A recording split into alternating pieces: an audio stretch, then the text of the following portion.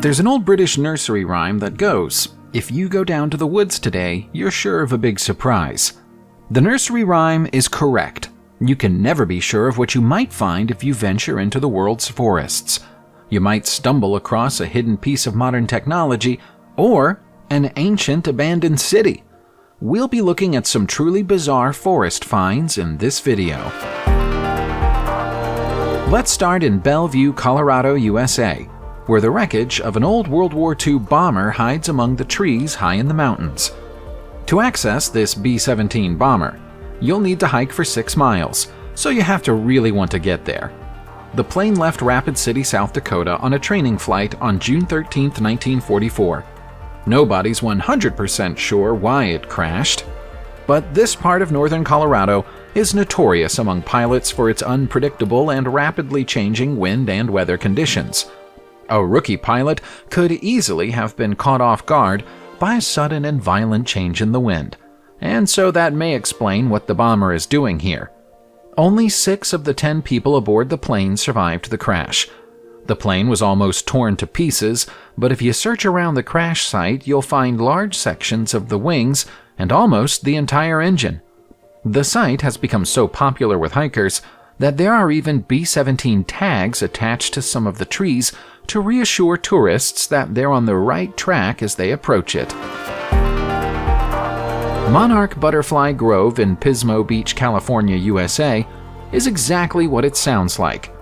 It's a place where you'll find thousands of migrating monarch butterflies congregating together among the eucalyptus trees, creating a visual unlike anything else on Earth. The butterflies come to this part of the Santa Maria Valley to escape the cold of the northern winter, and then cluster together in dense packs, creating the appearance of whole curtains of bright orange that covers areas of several feet at a time. From a distance, they almost look like orange leaves. Most of the butterflies that can be found here each winter come from the west of the Rocky Mountains, meaning that they'll have traveled more than 1,000 miles by the time they arrive. Getting too close to the butterflies isn't encouraged, but there are telescopes available around the fringes of the grove, so visitors can get a good look at them without disturbing them. The best time to visit Monarch Butterfly Grove is between November and January each year, after which the butterflies leave and begin their journey home. Heading back to Colorado from California, we find the Breenidge Troll in, appropriately enough, the forests of Breenidge. Most trolls don't have names, but this one is called Isaac Heartstone. He's 15 feet tall and he's entirely made out of recycled materials. You'd think that being 15 feet tall would make him easy to find, but he's partially obscured by the Breenidge ice rink, so you have to know where you're looking in order to find him. He hasn't always been there. When he was first built, he was on the side of Breck Mountain. The sheer number of people who came to visit him after he was erected in 2017 was causing damage to the mountainside, so he was moved to a safer location. The sculpture is the work of the Danish artist and environmental activist Thomas Dambo, who was in town as part of the 2017 Breenidge International Festival of Arts. When he had to come back to move his creation in 2019, he kept the original head, hands, feet, and heart, but gave him a new body. Further examples of sculpture work by Dambo can be found in his home country of Denmark, as well as Belgium and several other European nations. We're flitting between Colorado and California thus far in this video, and our second trip to California takes us to the Roberts House in Malibu, designed by Paul Williams. He was the first certified African-American architect west of the Mississippi, and in 1952, he was commissioned by Fred and Florence Roberts to build them a Polynesian-style home. By the time he was done, he'd created a home so stunning that it was featured in Architectural Digest. This part of Malibu is notorious for its high fire risk, so Fred Roberts asked Williams to include a fire protection system and build the house only from fire-resistant materials. Williams included an array of pipes, pumps, water collection pools, and other safety features, but even that wasn't enough to save it from the enormous wildfire that broke out in 1982. By the time the fire had burned its way from the canyon to the ocean, All that was left of the house was its bomb shelter, foundations, studio room, and, irony of ironies, 4 fireplaces. What's left of the formerly beautiful home now belongs to the Santa Monica Mountains Conservatory and has been open to the public since 1988. Our next find isn't actually one that was discovered inside a forest. Instead, it's the forest itself. We're talking about the Petrified Forest National Park in Holbrook, Arizona, USA. The park features the biggest collection of petrified wood and trees in the world, and also contains incredibly rare and valuable fossils, some of which are 200 million years old. So much time has passed since the trees grew that they've now turned to stone. The park is enormous, covering 150 square miles and touching on the edge of the Painted Desert. Scientists say that back in the Mesozoic era, the forest's location was close to the equator in the middle of the supercontinent called Pangaea. It would have enjoyed a subtropical climate, thus explaining why there were so many trees in a part of the world that's now a dry desert. It's a place on Earth like no other, and attracts a lot of wild campers even though camping in the Petrified Forest is legally prohibited. Instead, visitors are asked to stay in the nearby hotels and only enter the forest as part of an approved guided tour. The largest self-built castle in the United States of America is in the forests of Rye, Colorado. It's called Bishop Castle, and it took 6 decades to complete the project. The man behind the castle is Jim Bishop, who was told that he would never amount to anything when he dropped out of school at the age of 15. Determined to prove his teachers wrong, Bishop bought a plot of land for $450 in the San Isabel National Forest. In 1969, he decided to build himself a home there. It started as a single-room stone cottage, but Jim just couldn't stop building, and he eventually created the world's largest one-man architecture project. Today, Bishop Castle is 16 stories high and has 3 cathedral windows and a fire-breathing dragon made of solid steel, with the towers of the castle connected to each other by wrought iron walkways. Jim considers his castle to be a work of art, and has noted with amusement that when you call something art, you get to dismiss any mistakes you make as part of the artistic process. Jim Bishop is now in his late 70s, but rumor has it he still hasn't stopped building. The Ronning Burl in Port McNeill, British Columbia, Canada, is home to the largest tree burl in the world.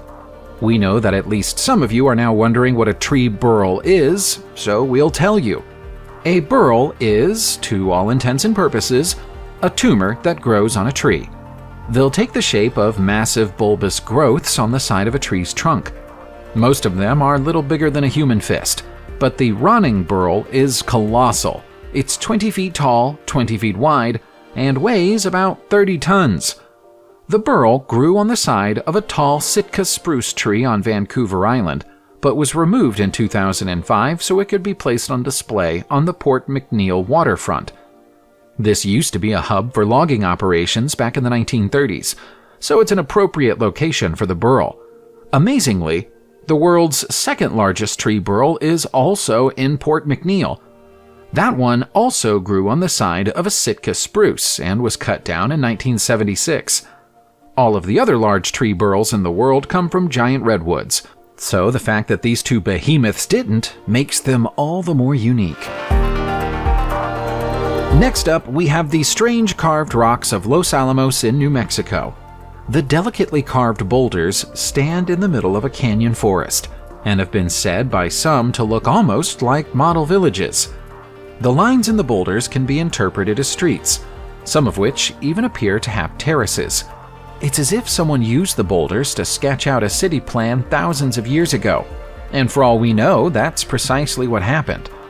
The carved rocks are under-researched by archaeologists and remain unexplained, even though their existence has been known of since 1946. That was the year that they were discovered by a local school teacher, who went on to write about them in a local newspaper. The teacher believed that the rocks were carved by students, trying to recreate the appearance of Pueblo after visiting the ruins on field trips. But there was skepticism, even at that time, that any school or teacher would allow their students to conduct such an act of vandalism. The difficulties involved in dating stone and rock are well known to archaeologists, so it may not even be possible to answer the question of their age, but it would be nice if somebody at least gave it a try. In 2003, a group of teenagers playing with fireworks accidentally started a colossal wildfire that destroyed 250 acres of forest in Albuquerque, New Mexico, USA. One of the firefighters who was tasked with dealing with the blaze was Mark Chavez. After the fire was put out and Mark witnessed the devastation, he decided to try and make sure some good came of it. When he's not busy putting out fires, Mark is a chainsaw sculpture artist. He picked up his chainsaw, returned to the scene of the fire along the Paseo del Bosque trail, and started turning the dead trees into works of art.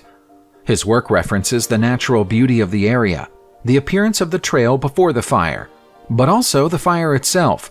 He's created likenesses of eagles rising out of flames, beavers, coyotes, a depiction of the witch known as La Llorona in Mexican folklore, and a striking image of a firefighter standing on a slain dragon. Mark's unorthodox sculpture garden is in the Pueblo Montano trailhead of the Paseo del Bosque and is a fine place to come for a picnic. Happily, some of the flora that used to exist here has started to grow again in recent years. We've talked a little about burls that grow on the side of spruce trees, so now let's talk about an experiment involving spruce.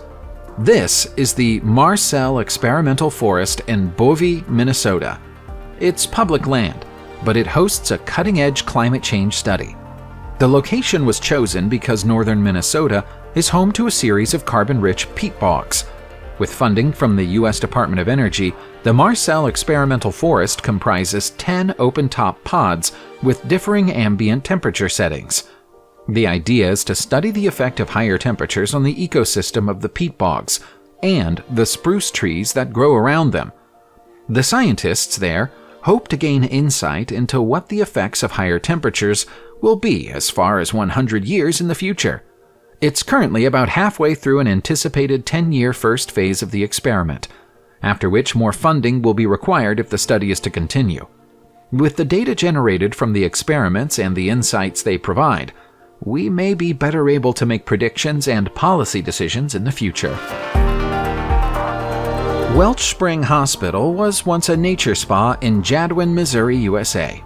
Today, the hospital is both a ruin and a lasting monument to the failures that sometimes come with overly ambitious projects. Welch Spring was purchased by Dr. C.H. Deal in 1913 for $800.